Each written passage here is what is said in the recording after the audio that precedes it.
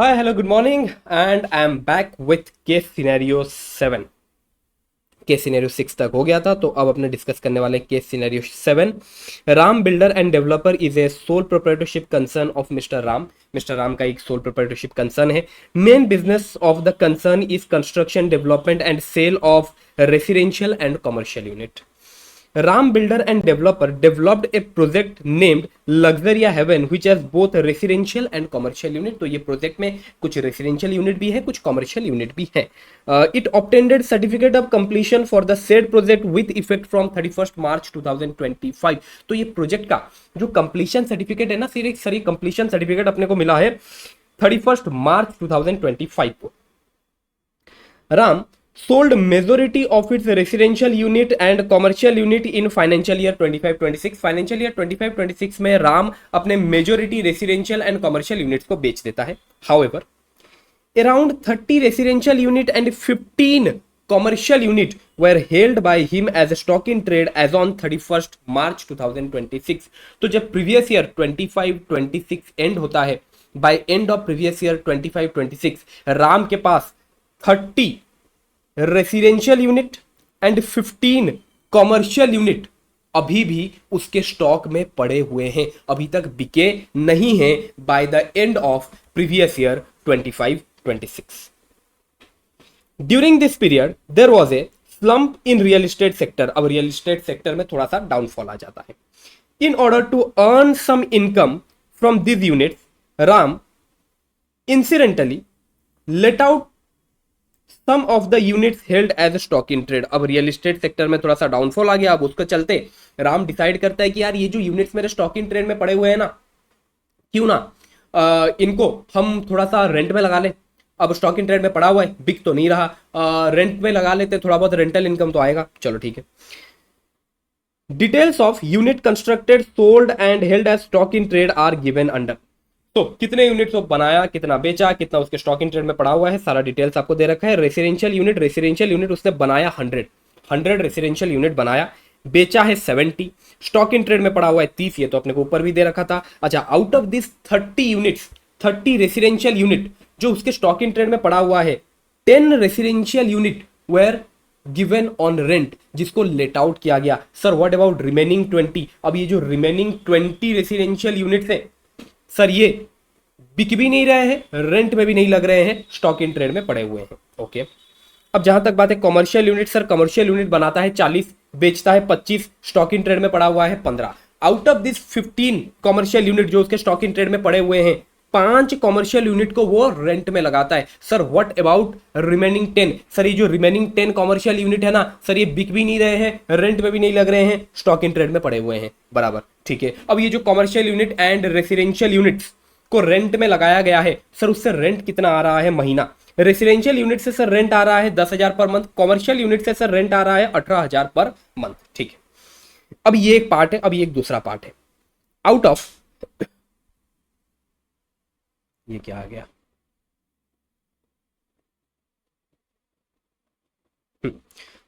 Out of residential unit sold, जितने residential unit वो बेचा है, कितने रेसिडेंशियल यूनिट बेचा है सर? 70 रेसिडेंशियल यूनिट बेचा है.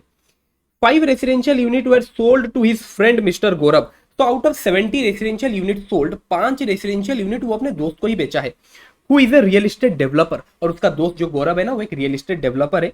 सर कौन से दिन सेल किया है? 15 Feb 2026 को सेल किया है फॉर 20 lakhs ईच.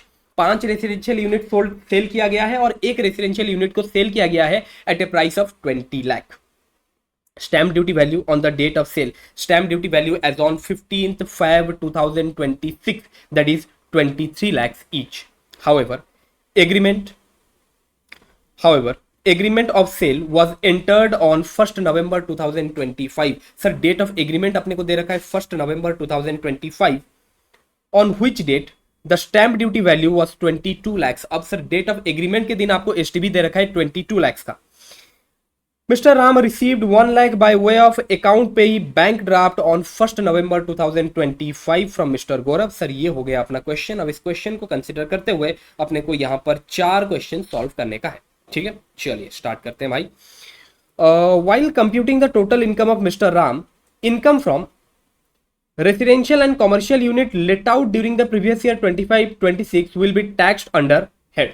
अब ये बोल रहा है कि सर जो अपने residential unit and commercial unit जो हमारे स्टॉक इन ट्रेड में पड़े हुए थे, जिनको हमने लेट आउट किया था, कुछ रेसिडेंशियल यूनिट एंड कुछ कॉमर्शियल यूनिट्स को जो हमारे स्टॉक इन ट्रेड में पड़े हुए थे उनको हमने लेट आउट किया था। सर यहां से जो रेंटल इनकम आएगा ना सर, ये रेंटल इनकम कौन से हेड में टैक्सेबल होने वाला है? ठीक है, चलो डिस्कस करते हैं। अच्छा सर, कितने रेसिडेंशियल यूनिट हमने लेट आउट किया था? सर हमने 10 रेसिडेंशियल यूनिट हमने लेट आउट किया था, 10 रेसिडेंशियल यूनिट हमने लेट आउट किया था। अब सर जहां तक बात है ना रेसिडेंशियल यूनिट का, सर रेसिडेंशियल यूनिट को अगर आप लेट आउट कर रहे हो और वहां से जो भी रेंट आ रहा है sir, it is always taxable under the head income from house property. Rent received from A residential unit will always be taxable under the head income from house property। Sir एक second, ये residential unit को let out करना ना मेरा business है, matter नहीं करता भाई। जो भी रेंट आ रहा है taxable under the head income from house property. I hope it is clear और आपको याद आ गया होगा। अब सर जहां तक बात है कॉमर्शियल यूनिट का, सर कॉमर्शियल यूनिट ना अगर मैं रेंट में देता हूं और कॉमर्शियल यूनिट रेंट में देना मेरा बिजनेस है, sir in that case that rental income will be taxable under the head PGBP. लेकिन सर मैं कॉमर्शियल यूनिट रेंट में देता हूं बट ये कॉमर्शियल यूनिट रेंट में देना मेरा बिजनेस नहीं है, इन दैट केस जो रेंट आ रहा है that is taxable under the head income from house property. In that case sir ये जो रेसिडेंशियल यूनिट है ना सर, ये जो रेसिडेंशियल यूनिट है 10 रेसिडेंशियल यूनिट जो रेंट में दिया गया है सर, यहां से जो रेंटल इनकम आ रहा है सर, ये तो इनकम फ्रॉम हाउस प्रॉपर्टी है, इसमें कोई डाउट वाला बात नहीं है। बट ये जो 5 कॉमर्शियल यूनिट है, ये जो 5 कॉमर्शियल यूनिट है सर, यहां से जो रेंट आएगा सर वो इनकम फ्रॉम हाउस प्रॉपर्टी होगा या पीजीबीपी होगा? एक सेकंड, उसका बिजनेस क्या है? सर यहां पर मिस्टर राम करके जो अपना एसएससी है सर, उसका बिजनेस है रियल एस्टेट डेवलपर है सर वो रियल एस्टेट प्रॉपर्टीज कंस्ट्रक्ट करता है एंड सेल करता है। इट मींस सर उसका जो बिजनेस है ना, उसका बिजनेस ये है ही नहीं renting of commercial properties. Renting of commercial properties is not the business of our SSE। in that case commercial properties से उसे जो भी रेंट आ रहा है सर कहां टैक्सेबल होगा? सर ये भी टैक्सेबल होने वाला है इनकम फ्रॉम हाउस प्रॉपर्टी में। इन दैट केस अब देखते हैं सर कौन सा ऑप्शन करेक्ट है। इन that case it will be taxable under the head income from house property। I hope it is clear। Next, what would be the tax treatment of vacant residential and commercial unit held as stock in trade as on 31st March 2026? So 31st March 2026 को जो vacate residential and commercial unit थे sir, उनके tax treatment क्या होने वाले हैं? Sir एक बार देखते हैं 31st मार्च 2026 को कितने रेसिडेंशियल एंड कॉमर्शियल यूनिट जो हमारे स्टॉक इन ट्रेड में पड़े हुए थे, वो वेकेट थे, वो लेट आउट भी नहीं हो रखे थे सर, वो थे 20 एंड 10। सर 20 ऐसे रेसिडेंशियल यूनिट्स थे जो बिके नहीं, हमारे स्टॉक इन ट्रेड में पड़े रहे और वो रेंट में भी नहीं लग पाए, वो वेकेट थे, वो खाली थे। सर 10 ऐसे कॉमर्शियल यूनिट्स हैं जो बिके नहीं, रेंट में भी नहीं लगे, वो हमारे स्टॉक इन ट्रेड में वेकेट पड़े हुए थे। ठीक है सर, अब इनका टैक्स ट्रीटमेंट क्या होगा सर? इनका टैक्स ट्रीटमेंट क्या होगा सर? सर मैं क्या बोलता हूं, इनको सर डीएलओपी कंसिडर कर ले, deem to be let out sir, कर ले क्या? एक बार हम याद करने का ट्राई करते हैं प्रोविजन क्या कहता है, जो कि जल गया होगा, मुझे याद है, कोई बात नहीं, एक बार डिस्कस करते हैं। भाई अगर तुम एक बिल्डर हो, if you are a builder and जो तुम्हारे स्टॉक इन ट्रेड है ना, जो तुम्हारे स्टॉक इन ट्रेड है, आप अपने स्टॉक इन ट्रेड को लेट आउट नहीं करते, लेट आउट नहीं किए हो, आपके stock in trade has not been given on rent, not given on rent. आप बिल्डर हो, आपके स्टॉक इन ट्रेड है और आप इन स्टॉक इन ट्रेड को रेंट में नहीं दे रखे हो सर, इन दैट केस ये जो स्टॉक इन ट्रेड है ना, एक second sir, stock in trade means builder का स्टॉक इन ट्रेड क्या होता है? भाई मैं प्रॉपर्टीज का बात कर रहा हूं, बिल्डर का स्टॉक इन ट्रेड तो प्रॉपर्टीज होगा ना। ओके, तो यहां पर जो आपके कॉमर्शियल यूनिट्स है एंड रेसिडेंशियल यूनिट्स है, मैं उन्हीं का बात कर रहा हूं। ओके, तो बिल्डर के जो स्टॉक इन ट्रेड है, अगर बिल्डर उनको रेंट में नहीं दे रखा, इन that case such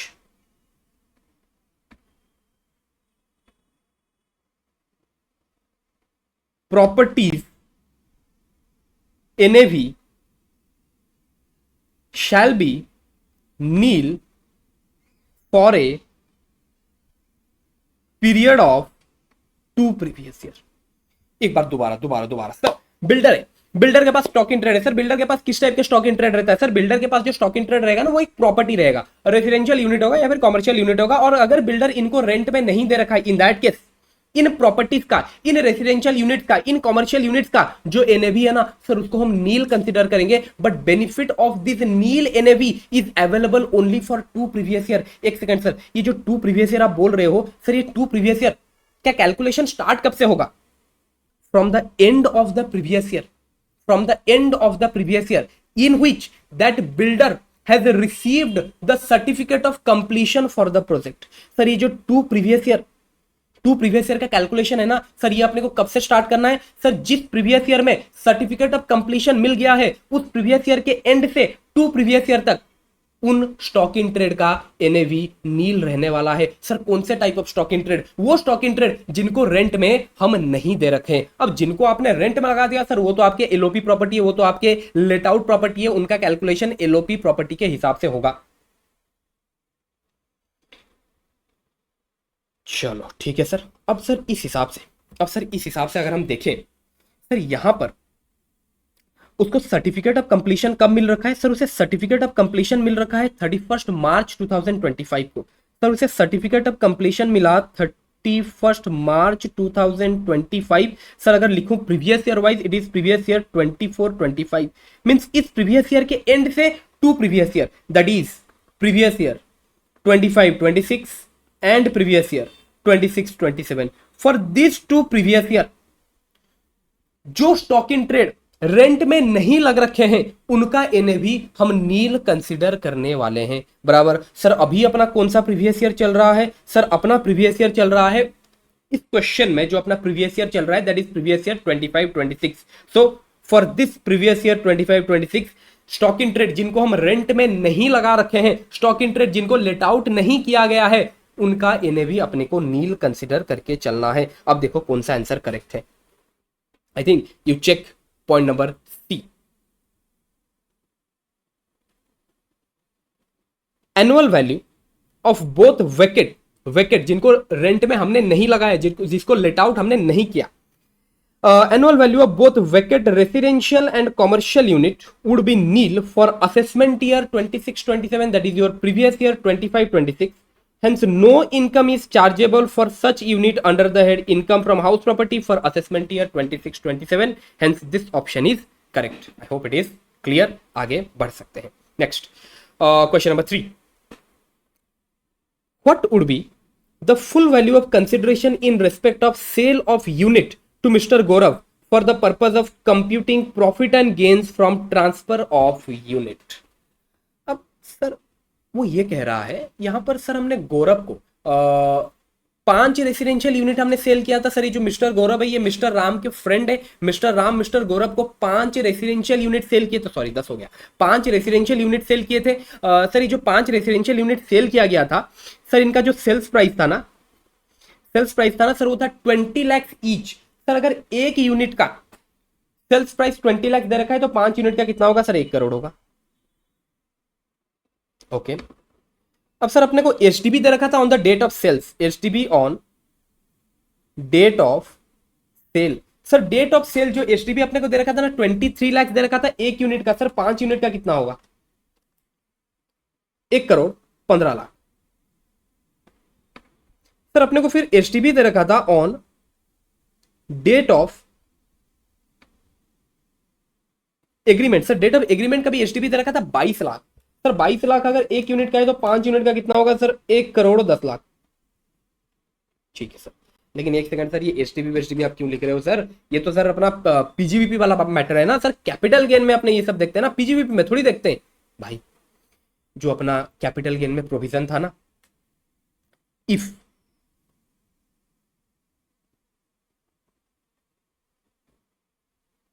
if STV exceeds 110% of consideration, then your FVOC is HTB। हम HTB को ही FVOC कंसिडर करके चलते हैं भाई। ये जो प्रोविजन हम कैपिटल गेन में पढ़े थे, मैंने आपको बता रखा था भाई, अगर आप एक बिल्डर हो और आप इमूवेबल प्रॉपर्टी सेल कर रहे हो, इन दैट केस पीजीबीपी वाले मैटर में भी ये प्रोविजन एप्लीकेबल होता है। दोबारा रिपीट करता हूं भाई, if HTB exceeds 110% of consideration is in that case your FBOC is equal to HTB. Sir ये जो प्रोविजन हमने कैपिटल गेन में पढ़ा था, ये same as it is provision is also applicable in case of PGBP. अगर आप एक बिल्डर हो and you are selling immovable property, I hope it is clear बराबर। तो ये बिल्कुल मत सोचना सर ये तो पीजीबीपी है, सर पीजीबीपी में ये प्रोविजन एप्लीकेबल नहीं है। नहीं भाई, ये एप्लीकेबल है, लिखाया भी था मैंने आपको। ओके ठीक है, ठीक है सर। तो सर अपने को अभी एसटीबी एंड कंसिडरेशन कंपेयर करना पड़ेगा, ठीक है सर। सर उसके लिए तो सबसे पहले आप मुझे ये बताओ सर, कंसिडरेशन अपना इस केस में what is our sale consideration. Sir sale consideration है 1 करोड़ का, अपने को दिख रहा है सर। लेकिन सर एसटीबी सर कौन से डेट का लेंगे सर, डेट ऑफ सेल्स का एसटीबी लेंगे या फिर डेट ऑफ एग्रीमेंट का अपने को एसटीबी लेना है। सर वैसे तो अपने को एसटीबी डेट ऑफ सेल्स का लेना रहता है, लेकिन अगर up to the date of agreement हमें फुल कंसिडरेशन या फिर पार्ट कंसिडरेशन मिल गया है बैंकिंग चैनल से, इन दैट केस सर हम डेट ऑफ एग्रीमेंट का भी एसटीबी कंसीडर कर सकते हैं। दोबारा रिपीट करता हूं sir, STB date of sales का लेना है, लेकिन अगर up to the date of agreement, up to the date of agreement अगर हमें फुल कंसिडरेशन या फिर पार्ट कंसिडरेशन बैंकिंग चैनल से मिल गया है, इन दैट केस हम एसटीबी डेट ऑफ एग्रीमेंट का भी ले सकते हैं। अच्छा सर ये बैंकिंग चैनल क्या है, अकाउंट पे ही चेक, अकाउंट पे ही demand draft, electronic clearing system और any other prescribed mode. Any other prescribed mode में आपका debit card, credit card, RTGS, NEFT, UPI ये सब आ जाएगा, ठीक है सर। अब मुझे बताओ सर यहाँ पर क्या डेट ऑफ एग्रीमेंट तक, सर यहाँ पर डेट ऑफ एग्रीमेंट क्या था सर, 1 नवंबर 2025। क्या 1 नवंबर 2025 तक मिस्टर राम को कोई एडवांस अमाउंट मिल गया था बैंकिंग चैनल से? बिल्कुल सर, मिस्टर राम को 1 लाख रुपया मिल गया था अकाउंट पे ही बैंक ड्राफ्ट से। इन दैट केस सर यहाँ पर हम एसटीबी लेंगे डेट ऑफ एग्रीमेंट वाला STB. Sir date of agreement वाला एसटीबी कितना है सर, डेट ऑफ एग्रीमेंट वाला एसटीबी है 1 करोड़ 10 लाख। अच्छा सर कंसिडरेशन अपने को दे रखा है 1 crore, STB as on date of agreement अपने को दे रखा है 1 करोड़ 10 लाख। अब देखते हैं सर क्या यहां पर मेरा एसटीबी एक्सीड करता है 110% ऑफ कंसिडरेशन को। सर मेरा एसटीबी बनता है यहां पर 1 crore 10 lakh and 110% of consideration. Sir मेरा कंसिडरेशन 1 करोड़ है, 1 करोड़ का 110%, सर ये भी अपना 1 करोड़ 10 लाख आएगा। So STV is equal to 110% of consideration. तो यहां पर सर जो मेरा एसटीबी है वो 110% ऑफ कंसिडरेशन को एक्सीड नहीं कर रहा। In that case this provision is not applicable. If this provision is not applicable sir what will be my FVOC for calculation of PGBP income, that is 1 crore only. I hope it is clear. आ गया sir ये?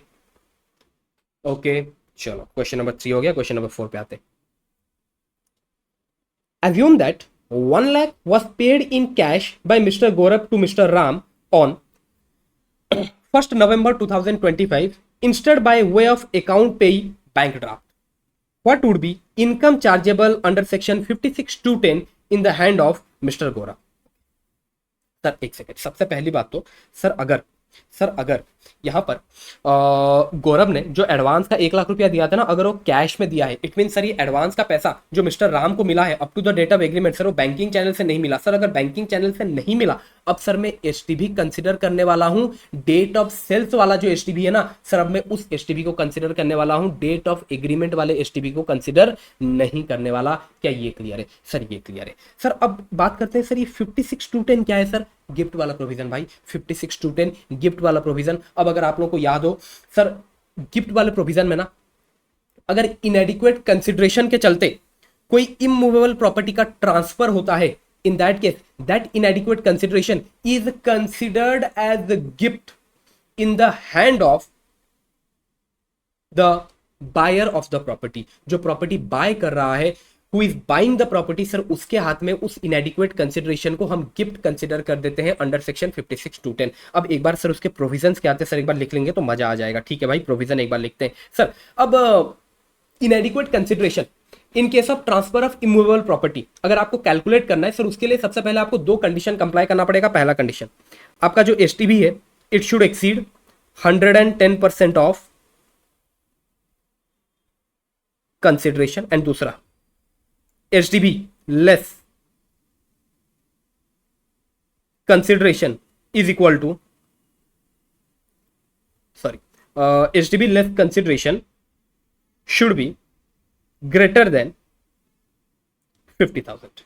जो STB less consideration है it should be more than 50,000 and your STB should exceed 110% of consideration. ठीक है sir, ये दो points अपने को कंप्लाई करना पड़ेगा। अगर ये दो पॉइंट्स कंप्लाई होता है इन दैट केस जो आपका इनएडिक्वेट कंसिडरेशन वाला जो अमाउंट आएगा सर, उस इनएडिक्वेट कंसिडरेशन वाले अमाउंट को हम टैक्सेबल करने वाले हैं as gift in the hand of buyer in the hand of mister Gaurav under section 56(2)(10). ठीक है सर, ओके सर, एक बार अपने एक एक करके चेक करते हैं। सर क्या यहाँ पर अपना जो एसटीबी है सर, अच्छा अभी अपना एसटीबी क्या है sir? Sir now our STB is, sir अभी अपना एसटीबी जो है ना सर, अभी अपना एसटीबी है 1,15,00,000।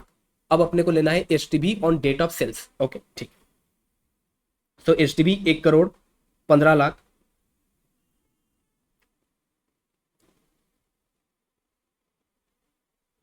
अब यहां पर मेरे को निकालना है 110% कंसिडरेशन। सर कंसिडरेशन कितना था? 1 करोड़। 1 करोड़ का 110% सर ये आएगा 1,10,00,000। तो 1,10,00,000 तो फिर मैं क्या कह सकता हूं सर, ये पहला कंडीशन तो अपना कहीं ना कहीं कंप्लाई हो गया। STB exceeds 110% of consideration. यहाँ पर जो आपका एसटीबी है वो 110% ऑफ कंसिडरेशन को एक्सीड कर रहा है, पहला कंडीशन कंप्लाइड। दूसरा sir STB less consideration, sir STB less consideration जो है ना it should exceed 50,000। STB less consideration should exceed 50,000। अच्छा अब यहाँ पर अगर आपने देखें जो आपका एसटीबी लेस कंसिडरेशन है, सर यहाँ पर मैं कंबाइन देखूं या फिर यूनिट वाइज देखूं? अब देखिए यहाँ पर ना हम जो ट्रांसफर कर रहे हैं दैट मिस्टर राम जो इमूवेबल प्रॉपर्टी ट्रांसफर कर रहा है गौरव को, सर यहाँ पर 5 इमूवेबल प्रॉपर्टीज है। तो सर यहाँ पर हम अपने को कंबाइन नहीं देखना है, अपने को इंडिविजुअली देखना है, क्योंकि जो ट्रांसफर ऑफ इमूवेबल प्रॉपर्टी वाला केस है ना वहां पर कंबाइन नहीं होता था। एक बार इनकम फ्रॉम अदर सोर्सेस वाले रिवीजन क्लासेस देख लेना तो फिर आपको ये समझ में आ जाएगा। ठीक है sir, HDB less consideration, sir HDB less consideration अगर हम देखें सर, एचडीबी है आपका 23 लाख और जहां तक बात है आपका कंसिडरेशन, सर कंसिडरेशन है अपना 20 लाख, तो उनके बीच में जो डिफरेंस है सर वो डिफरेंस है 3 लाख का, which exceeds your limit of 50,000। In that case sir ये कंडीशन भी कंप्लाई हुआ। सर यहां पर आप 5 यूनिट्स को कंबाइन करके क्यों चेक नहीं कर रहे हो? आप यूनिट वाइज क्यों चेक किए सर ये कंडीशन? बिकॉज यहां पर आप एग्रीगेट नहीं कर सकते। प्लीज एक बार इनकम फ्रॉम अदर सोर्सेस का जो रिवीजन लेक्चर है वो देख लेना अगर आपको इसमें कोई दिक्कत आए तो। ठीक है ओके सर, दोनों कंडीशन कंप्लाई हो रहा है। सर अगर दोनों कंडीशन कंप्लाई हो रहा है इन that case sir HDB less consideration, HDB less consideration जो डिफरेंस अमाउंट है दैट इज योर इनएडिक्वेट कंसिडरेशन, और उस इनएडिक्वेट कंसिडरेशन को सर हमें गिफ्ट कंसिडर कर लेना चाहिए अंडर सेक्शन 56(2)(10). बिल्कुल sir. Sir HDB less consideration, sir HDB less consideration कितना आ रहा है सर? एचडीबी तो अपना है 1,15,00,000, सर कंसिडरेशन है अपना 1 करोड़, सर डिफरेंस कितना है? 15 लाख। तो भी सर मुझे इस 15 लाख को गिफ्ट कंसिडर कर लेना चाहिए मिस्टर गौरव के हाथ में अंडर सेक्शन 56(2)(10). अगर ऐसा तुम सोच रहे हो ना भाई, बहुत गलत सोच रहे हो, एग्जाम में तुम्हारे 2 मार्क जाने वाले। क्यों सर? क्योंकि मेरे भाई यहाँ पर जो गौरव है ना, गौरव भी एक रियल एस्टेट डेवलपर है। अगर आप देखें क्वेश्चन में हमें दे रखा है गौरव जो यहां पर रेसिडेंशियल यूनिट बाय कर रहा है विथ इनएडिक्वेट कंसिडरेशन, सर वो एक रियल एस्टेट डेवलपर है। इट मींस यहां पर जो रेसिडेंशियल यूनिट गौरव ने बाय किया है वो इन रेसिडेंशियल यूनिट को बाय किया है एज स्टॉक इन ट्रेड। गौरव यहां पर इन रेसिडेंशियल यूनिट को बाय नहीं किया है एज कैपिटल एसेट, वो यहां पर इन 5 रेसिडेंशियल यूनिट को बाय किया है एज स्टॉक इन ट्रेड। और ध्यान रखना जो बायर है, बायर के हाथ में अगर ये एसेट्स स्टॉक इन ट्रेड है इन दैट केस 56(2)(10) का प्रोविजन एप्लीकेबल ही नहीं होता। In that case sir gift का तो सवाल ही पैदा नहीं होता। There is no amount that will be taxable under section 56(2)(10) as gift. Hence amount taxable as gift under section 56(2)(10) is nil since 56(2)(10) is not applicable in this case. I hope it is clear. So यहां पर जो अपना correct option है that is option D, not option A. So इसी के साथ ये case study अपना यहां पर कंप्लीट होता है। Thank you.